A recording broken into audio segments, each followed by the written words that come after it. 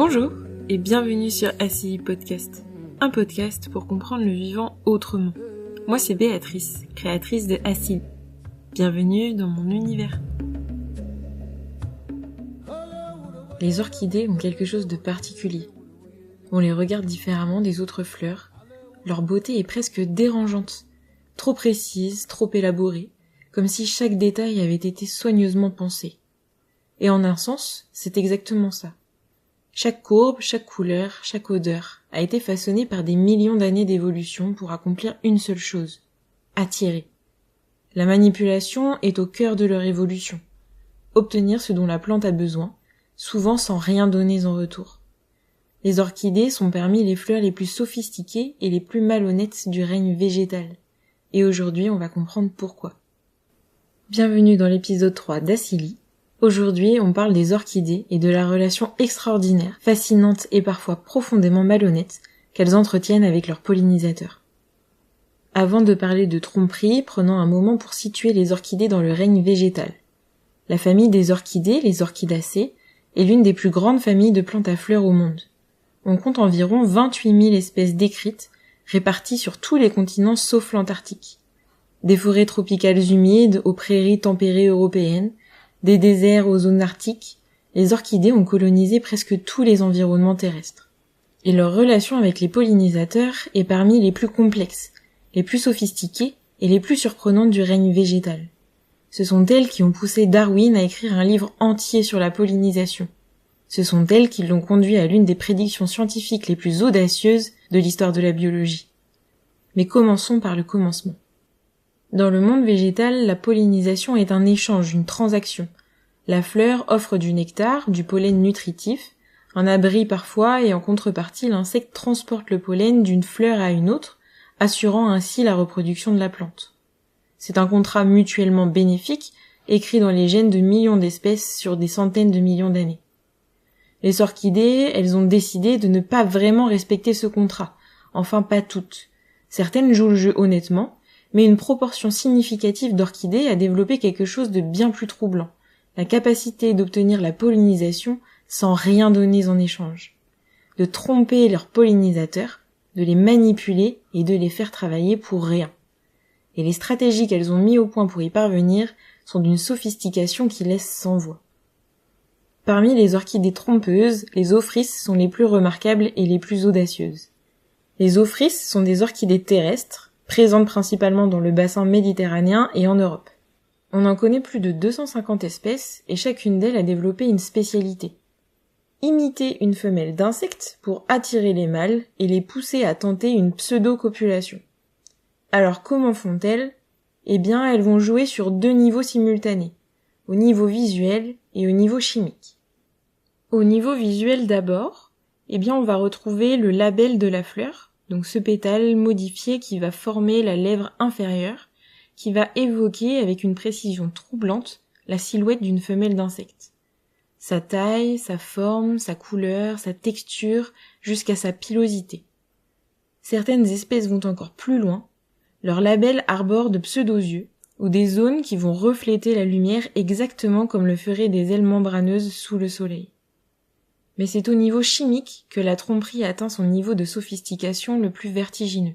Les chercheurs Florent Schielst et Manfred Wyas ont montré en 1999 que les fleurs d'ophrys produisent des mélanges complexes de composés chimiques, des alcanes et des alcènes qui imitent avec une précision remarquable les phéromones sexuels des femelles de leurs pollinisateurs spécifiques. En comparant les phéromones de l'abeille solitaire Andrena nigroenea avec le parfum floral de l'ophrys, ils ont établi que les composés responsables du comportement de copulation sont présents à la fois sur la cuticule des femelles et sur la surface des fleurs. Les analyses chimiques ont ensuite démontré que les fleurs d'ophrys produisent des mélanges de plus de 100 composés différents, spécifiques à chaque espèce. 100 composés chimiques pour imiter une seule femelle d'insecte. Et ça marche. Le mâle arrive, tente de s'accoupler, se retrouve couvert de pollen et repart bredouille. Sans nectar, sans femelle, sans rien. Juste le pollen d'une orchidée collé sur son corps, qu'il ira déposer sur la prochaine fleur qu'il se fera duper à visiter. Mais la tromperie des ophrys ne s'arrête pas là. Il y a un détail supplémentaire qui me fascine particulièrement et qui illustre à quel point cette relation a été sculptée par des millions d'années de coévolution. Les mâles de l'abeille solitaire émergent de terre plusieurs jours avant les femelles au printemps. Et c'est à ce moment précis, cette fenêtre étroite, où les mâles existent mais où les femelles ne sont pas encore disponibles, que l'ophrys fleurit. Pas avant, pas après, exactement à ce moment-là. Des mâles fraîchement émergés, sans femelles disponibles, dont l'instinct reproducteur est à son maximum. Et une fleur qui imite parfaitement ce qu'ils cherchent, surgissant au moment exact où ils commencent leur quête à la recherche des femelles. La nature est parfois d'une cruauté élégante. Ce qui rend ce système encore plus remarquable, c'est que la tromperie sexuelle chez les orchidées n'est pas apparue une seule fois dans l'évolution. Elle a évolué indépendamment chez les orchidées d'Europe, d'Australie, d'Afrique du Sud ou encore d'Amérique du Sud. Comme la bioluminescence dont on parlait dans l'épisode 1, la vie a trouvé la même solution plusieurs fois sur plusieurs continents chez des espèces qui n'ont aucun lien direct entre elles. La tromperie sexuelle a émergé indépendamment sur 4 continents. Non pas parce que la nature l'a voulu, mais parce que les individus qui trompaient leurs pollinisateurs se reproduisaient mieux que les autres et transmettaient ce caractère à leur descendance. C'est la sélection naturelle. J'aimerais maintenant vous raconter une histoire que j'adore, parmi les plus belles des histoires de la biologie. Une histoire qui commence avec une fleur et qui finit avec une prédiction réalisée 130 ans plus tard. Nous sommes en 1862. Charles Darwin reçoit d'un botaniste ami plusieurs exemplaires d'une orchidée de Madagascar, surnommée l'étoile de Madagascar ou orchidée comète. La plante l'intéresse pour une raison précise. Son éperon nectarifère, cette longue poche tubulaire qui contient le nectar, mesure près de 30 cm de long, et le nectar se trouve tout au fond. Darwin regarde cette fleur longuement et il commence à réfléchir. Pour qu'une orchidée soit pollinisée, il faut qu'un insecte atteigne le nectar au fond de l'éperon, et ce faisant, entre en contact avec les sacs polliniques. Mais aucun insecte connu à l'époque n'a une trompe suffisamment longue pour atteindre le fond de l'éperon de 30 cm. Darwin prend alors sa plume et annonce quelque chose que la communauté scientifique va trouver absurde. À Madagascar, il doit exister un papillon de nuit avec une trompe capable de s'étendre sur au moins 22 à 25 cm. Un papillon de nuit parce que la fleur est blanche et dégage un parfum intense la nuit, donc signature classique des fleurs pollinisées dans l'obscurité. La communauté scientifique se moque de lui, une trompe de 25 cm, absurde. Darwin meurt en 1882 sans jamais avoir eu la confirmation de sa prédiction. C'est en 1903, donc 40 ans après la prédiction, qu'un papillon est identifié à Madagascar. Le sphinx de Darwin, baptisé Xanthopan morgani predicta, le mot predicta pour prédit, ajouté à son nom en hommage à Darwin. Sa trompe mesure 22 cm, qu'il porte enroulée devant sa tête quand il ne l'utilise pas. Mais il a fallu attendre 1992, donc 130 ans après la prédiction de Darwin, pour observer ce papillon en train de polliniser effectivement l'étoile de Madagascar dans son habitat naturel. 130 ans pour voir de ses propres yeux ce que Darwin avait déduit d'une fleur et d'un raisonnement évolutif. C'est l'une des plus belles prédictions scientifiques de l'histoire, et elle a été faite en regardant une orchidée. Ce que l'histoire de Darwin et de l'étoile de Madagascar illustre parfaitement, c'est le principe de coévolution. L'éperon de l'orchidée n'a pas toujours mesuré 30 cm. Il a grandi progressivement sur des millions d'années, et à chaque fois qu'il s'allongeait un peu, les pollinisateurs dont la trompe était légèrement plus longue que les autres avaient un avantage. Ils pouvaient atteindre le nectar là où les autres ne le pouvaient plus. Ils se reproduisaient donc davantage et transmettaient leurs gènes. Et la trompe moyenne de l'espèce s'allongeait donc un petit peu.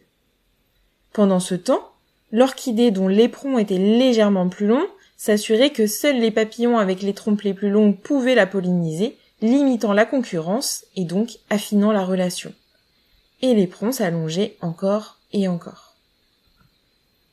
Un bras de fer évolutif sur des millions d'années, chaque espèce façonnant l'autre, tour à tour, dans une danse que ni l'un ni l'autre ne choisit consciemment, mais que toutes deux ont rendu possible. C'est ça la coévolution. Et les orchidées en sont peut-être l'un des exemples les plus éloquents du règne végétal. Les orchidées nous racontent quelque chose d'essentiel sur la vie, que la nature n'est pas toujours généreuse. Elle n'est pas toujours équitable, et elle est parfois trompeuse, stratégique, implacablement efficace dans sa quête de survie et de reproduction. Mais elle nous raconte aussi quelque chose de plus profond, que deux êtres vivants peuvent se façonner mutuellement sur des millions d'années, au point que l'un ne peut plus exister sans l'autre, que la dépendance dans la nature peut être d'une beauté absolue. Supprimer le sphinx de Darwin et l'étoile de Madagascar disparaît. Supprimer l'étoile de Madagascar et le sphinx de Darwin perd l'une de ses raisons d'être. Ils se sont inventés l'un l'autre, progressivement, silencieusement, sur un temps que nous avons du mal à imaginer. Et il y a une dernière dimension à cette histoire qui me semble impossible à passer sous silence. Les orchidées sont, comme beaucoup de végétaux, menacées d'extinction.